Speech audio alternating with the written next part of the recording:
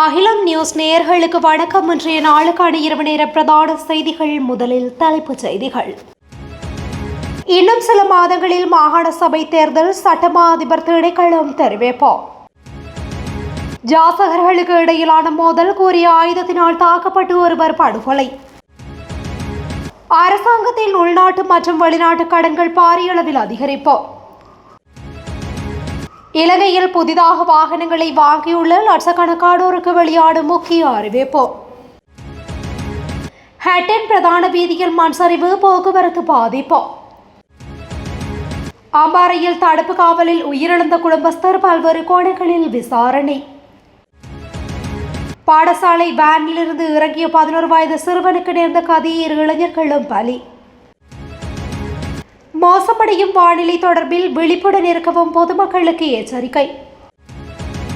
Philippines தொடக்க பள்ளி கொடியேற்ற விழாவை உலுக்கிய நிலநடுக்கம், அதிகரிக்கும் பலி எண்ணிக்கை. தொடர்பான விரிவான செய்திகள். மாகாண சபை தேர்தல்களை நாடாளுமன்றத்தால் நிறைவேற்றப்படும் புதிய சட்டத்தின் மூலமாக மட்டுமே நடத்த முடியும் என சட்டமா அதிபர் திணைக்களம் நாடாளுமன்ற குழுவிடம் தெரிவித்துள்ளது. மேலும் தேர்தல்கள் அறிவிக்கப்படுவதை தடுக்கும் சட்ட சிக்கல்களை களைவதற்காக சட்டமா அதிபரினால் 4 மாற்று வழிகள் முன்வைக்கப்பட்டுள்ளதாக தெரியவந்துள்ளது. மாகாண சபை தேர்தல்களுக்கு பயன்படவுள்ள தேர்தல் முறை தேர்வு குறித்து விசாரித்து அறிக்கை அளிக்க நியமிக்கப்பட்ட நாடாளுமன்ற குழுவின் தலைவரும் அமைச்சருமான விஜித ஹேரத் தற்போதைய சட்ட நிலைமை தெளிவாகிவிட்டதால் நாடாளுமன்றத்தில் முன்வைக்கக்கூடிய சிறந்த மாற்று வழி குறித்து உடனடியாக இறுதி முடிவு எடுக்கப்படும் என்று ஊடகங்களுக்கு தெரிவித்துள்ளார். அத்துடன் சட்டமா அதிபர் திணைக்களம் சட்ட நிலைமையை தெளிவுபடுத்தியுள்ளது. இப்போது பொருத்தமான தேர்தல் முறை எது என்பதையும் அது தொடர்பான சட்டங்களில் பெண்கள் மற்றும் இளைஞர்களின் பிரதிநிதித்துவத்தை எவ்வாறு சேர்ப்பது என்பதனையும் இந்த குழு தீர்மானிக்க வேண்டும். அதன் மூலம் எங்களால் தேர்தல்களை முன்னுரிமை அடிப்படையில் அறிவிக்க முடியும் என அமைச்சர் குறிப்பிட்டுள்ளார். யாசகம் எடுப்பதற்கான பிரதேச எல்லைகளை வகுத்துக் கொள்வது தொடர்பில் 3 யாசகர்கள் மத்தியில் நேற்று ஏற்பட்ட வாக்குவாதம் உயிர் படுகொலையில் முடிந்துள்ளது. இந்த சம்பவம் மாரவில போலீஸ் பிரிவிற்குட்பட்ட நாத்தாண்டியா நகரில் இடம்பெற்றுள்ளது. எல்லைகளை வகுத்துக் கொள்வது தொடர்பில் ஏற்பட்ட வாக்குவாதத்தை தொடர்ந்து கடும் ஆத்திரம் கொண்ட 2 ஜாசகர்கள் ஒன்று சேர்ந்து மற்ற ஜாசகர் மீது கூறிய ஆயுதம் கொண்டு கடுமையான தாக்குதலை மேற்கொண்டுள்ளனர். அதன்போது அவர் கடுமையான காயங்களுக்கு உள்ளாகியுள்ள நிலையில் உயிரிழந்துள்ளார். சிலாமம் காகப்பள்ளி பிரதேசத்தை சேர்ந்த 58 வயதுடைய யாசகர் ஒருவரே இவ்வாறு உயிரிழந்துள்ளார். சந்தேக நபர்கள் 2 கைது செய்யப்பட்டுள்ளதுடன் மாரவில போலீசார் மேலதிக விசாரணைகளை முன்னெடுத்து வருகின்றனர். தேசிய மக்கள் சக்தி அரசாங்கம் பதவிக்கு வந்த பின்பு அரசாங்கத்தின் உள்நாட்டு மற்றும் வெளிநாட்டு கடன்கள் பாரிய அளவில் அதிகரித்துள்ளதாக இலங்கை மனித உரிமைகள் மையம் தெரிவித்துள்ளது.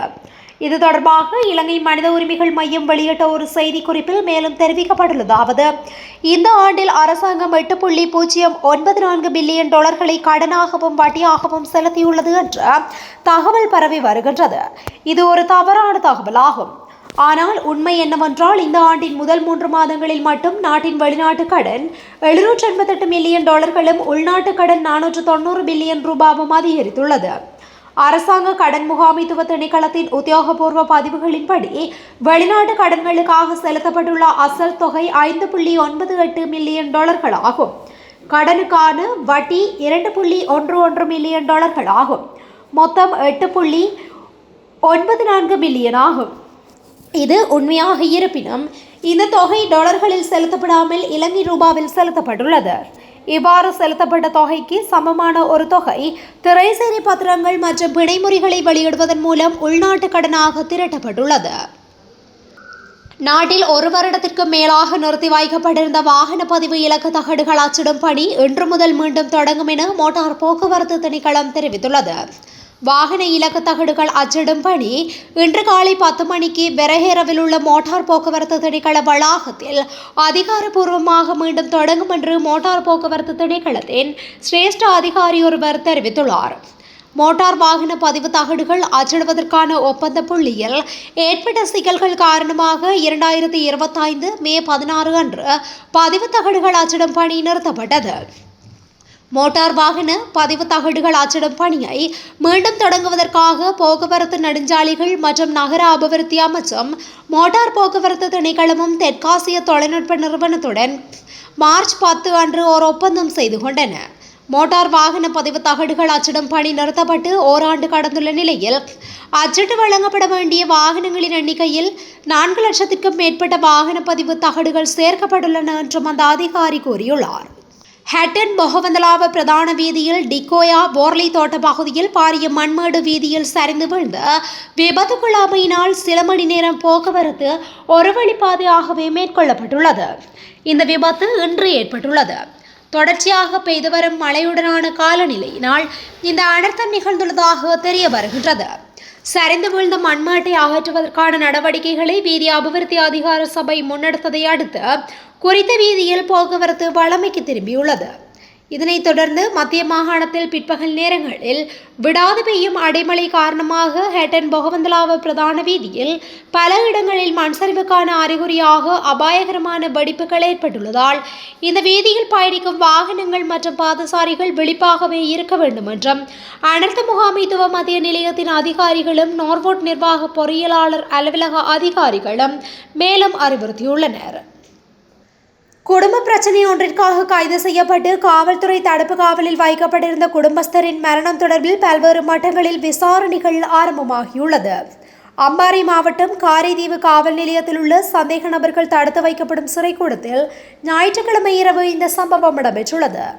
119 இலக்க முறைப்பாட்டிற்கு அமைய குடும்ப பிரச்சனை தொடர்பில் கைது செய்யப்பட்டு காவல் நிலையத்திற்கு அழைத்து வரப்பட்ட குடும்பஸ்தர் சிறைக்கூடத்தில் தடுப்பு காவலில் வைக்கப்பட்டிருந்த நிலையில் உயிரிழந்துள்ளார். குறித்த உயிரிழப்பு தொடர்பில் காவல்துறையினர் குடும்பஸ்தர் அணிந்திருந்த சார துண்டினை பயன்படுத்தி தூக்கிலிட்டு உயிரிழந்துள்ளதாக ஆரம்பகட்ட விசாரணைகளில் குறிப்பிட்டுள்ளனர். அதேவேளை 65 வயது மதிக்கத்தக்க 6 பிள்ளைகளின் தந்தையான உயிரிழந்த குடும்பஸ்தரின் உறவினர்கள் சிலர் காவல் நிலையத்திற்கு வந்து தூக்கிலவர் தொங்கி உயிரிழக்கவில்லை எனவும் உயிரிழந்தவரின் உடம்பில் காயங்கள் காணப்படுவதாகவும் எனவே நீதி வேண்டும் என கோஷம் எழுப்பியுள்ளதாக தெரிவிக்கப்படுகின்றது. மேலும் மரணமடைந்த குடும்பஸ்தர் கடந்த 2 நாட்களுக்கு முன்னரும் குடும்ப பிரச்சினைக்காக காவல்துறையினர் கைது செய்யப்பட்டு பின்னர் பிணையில் விடுதலை செய்யப்பட்டிருந்தார். இந்த நிலையில் அதே பிரச்சினைக்காக மீண்டும் 2வது சந்தர்ப்பத்தில் கைது செய்யப்பட்டு தடுப்பு காவலில் வைத்திருந்த நிலையில் உயிரிழந்துள்ளமை குறிப்பிடத்தக்கது. மெல்ஸ்ரீபுர பகுதியில் லொரி மோதி 11 வயதுடைய பாடசாலை மாணவன் ஒருவர் உயிரிழந்துள்ளார். பன்சியாகமோ போலீஸ் பிரிவிற்குட்பட்ட ரம்பே மெல்ஸ்ரீபுர வீதியின் ஹெல்மில் வேவ பகுதியில் இந்த சம்பவம் இடம்பெற்றுள்ளது. பாடசாலை வேன் ஒன்றிலிருந்து இறங்கி வீதியை கடக்க முயன்ற போதே அதே திசையில் வந்த லொரி குறித்த மாணவன் மீது மோதியுள்ளது. இதன்போது காயமடைந்த அவர் பொல்கொல்ல வைத்தியசாலையில் அனுமதிக்கப்பட்டு பின்பு மேலதிக சிகிச்சைக்காக குருநாகல் வைத்தியசாலைக்கு மாற்றப்பட்ட நிலையில் சிகிச்சை பலனின்றி உயிரிழந்துள்ளதாக போலீசார் தெரிவித்தனர். விபத்துடன் தொடர்புடைய லொரியின் சாரதி கைது செய்யப்பட்டுள்ளார். அத்துடன் மகாஓயா போலீஸ் பிரிவிற்குட்பட்ட பேராதனை செங்கலடி வீதியின் எகலகஸ் பல்லம பகுதியில் மோட்டார் சைக்கிள் ஒன்று கட்டுப்பாட்டை இழந்து மதிலுடன் மோதி விபத்துக்குள்ளானதில் 19 வயதுடைய இளைஞர் ஒருவர் உயிரிழந்துள்ளார். விபத்தில் காயமடைந்த மோட்டார் சைக்கிள் ஓட்டுநரும் பின்னால் பயணித்தவரும் மகாஓயா வைத்தியசாலையில் அனுமதிக்கப்பட்ட போது கரஸ்கல பகுதியைச் சேர்ந்த 19 வயதுடைய இளைஞன் உயிரிழந்துள்ளமையும் குறிப்பிடத்தக்கது. நாட்டின் பல பகுதிகளில் நிலவும் மோசமான வானிலை மற்றும் கொந்தளிப்பான கடல்நிலை காரணமாக மீன்வளம் மற்றும் நீர்வள திணைக்களத்தின் பணிப்பாளர் நாயகம் சுசந்த ஹகவத்த சிறப்பு அறிவிப்பொன்றை வெளியிட்டுள்ளார். வளிமண்டலவியல் திணைக்களத்தின் தரவுகளின்படி காங்கேசந்துறை, யாழ்ப்பாணம், மன்னார் முதல் கட்பிட்டி வரையிலான கடற்பகுதிகளில் காற்றின் வேகம் மணிக்கு 60 தொடக்கம் 70 கிலோமீட்டர் வரை அதிகரிக்கக்கூடும் என்றும் அதனால் கடல் அலைகள் மிக உயர்ந்த நிலைக்கு எழும் அபாயம் உள்ளதென்றும் அறிவிப்பில் கூறப்பட்டுள்ளது. எனவே காங்கேசந்துறை, யாழ்ப்பாணம், மன்னார், புத்தளம், கல்பட்டி வரையிலான கடற்பகுதிகளில் கடலோர பணிகளில் ஈடுபட்டுள்ள சிறு படகுகள் மற்றும் பாரம்பரிய படகுகளின் உரிமையாளர்கள் மறு அறிவிப்பு வரும் வரை பணி நிமித்தமாக கடலுக்கு செல்வதை தவிர்க்குமாறு வலியுறுத்தப்பட்டுள்ளது. பிலிப்பைன்ஸ் நாட்டில் ஏற்பட்டுள்ள பாரிய நிலநடுக்கம் தொடர்பான அச்சமூட்டும் காணொளிகள் தற்போது வெளியாகியுள்ளன. இதன்படி பிலிப்பைன்ஸில் உள்ள அரசு தொடக்க பள்ளி ஒன்றை நிலநடுக்கம் தாக்கும் காணொளி அதிகம் பகிரப்பட்டு வருகின்றது. அந்த நாட்டின் மலிதா கிளாலா கிராமத்தில் உள்ள மகாயா ஹாய் தொடக்க பள்ளியிலேயே இந்த பாதிப்பு நிகழ்ந்துள்ளது.